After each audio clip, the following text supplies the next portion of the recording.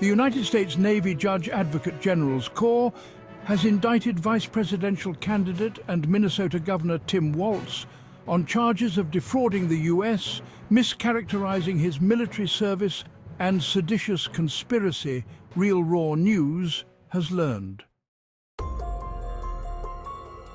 A JAG source told RRN that Vice Admiral Crandall himself authored the indictment after Kamala Harris named Walz as her running mate Tuesday morning, adding that JAG had been monitoring Walz's political aspirations since the George Floyd riots of 2020, when Walz allowed Antifa and BLM activists to pillage and torch Minneapolis for 2 days, before finally calling on the National Guard to restore order. Too little, too late. 25 deaths and $2 billion in damages are attributable to the nationwide riots, which precipitated a national debate on racial injustice and defunding local and statewide law enforcement agencies. Among the dead were David Dawn, a 77-year-old retired police officer who was fatally shot trying to stop BLM rioters from burglarizing a pawn shop in St. Louis, and Navy veteran Lee Keltner, shot dead by an Antifa antagonist after attending a Patriot rally in Denver. JAG contends that had Walz acted immediately, the riots wouldn't have spread irrepressibly to other states, and Dawn and Keltner would still be alive. Walz's cowardice and complacency contributed to their deaths, our source said, and JAG has charged him with negligent homicide and accessory to homicide for their premature demise. JAG has also accused Walz, a Second Amendment abolitionist, of embellishing his military service. In past interviews and speeches, Walz said, "We shouldn't allow weapons that are used in war to be on America's streets," referring to the M16A2 automatic rifle, which he incorrectly likened to the AR-15 semi-automatic civilian variant. He has implored the federal government to ratify a nationwide ban on all AR-style weapons.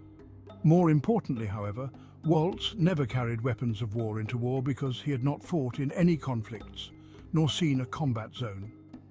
He left the military, abandoning his brethren and leaving the company without a senior NCO in 2005 after learning his unit was scheduled for deployment to Iraq. He also lied about his rank at retirement, claiming he was a Command Sergeant Major, the highest attainable rank among enlisted men. Although Walz did receive a promotion to Command Sergeant Major several months before he unceremoniously walked out on his unit, that promotion was conditional, and the Department of Defense later determined he had not completed the requirements to retain the rank of Command Sergeant Major and demoted him, as is evidenced on his DD-214. Our source said of Walz, "What we're talking about goes far beyond a typical case of stolen valor.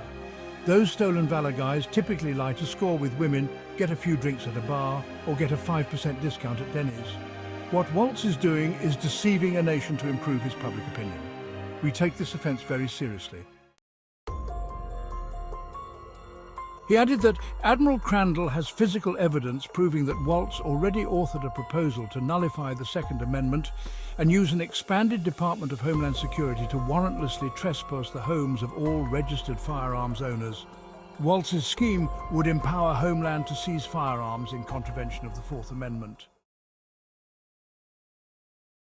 "It's unconstitutional and treason," our source said. He called Walz a sick bastard and possibly a pedophile. This is the sicko that wanted to put tampon dispensers in boys' bathrooms in schools. The MSM isn't touching that, or that he once said that adolescent males should learn to insert tampons into their rectum so they'd better understand what it's like for a girl to put foreign objects. "It's disgusting," our source said. When asked when White Hats would arrest Walz, he said, "Right now, he's got heavy Secret Service and FBI protection all around him, just like Harris, so we'll wait for the right moment." I know what you'll ask next, Michael, and no, we're not worried about this info getting out there. We anticipate it'll spook him into making a mistake. This guy belongs at Gitmo.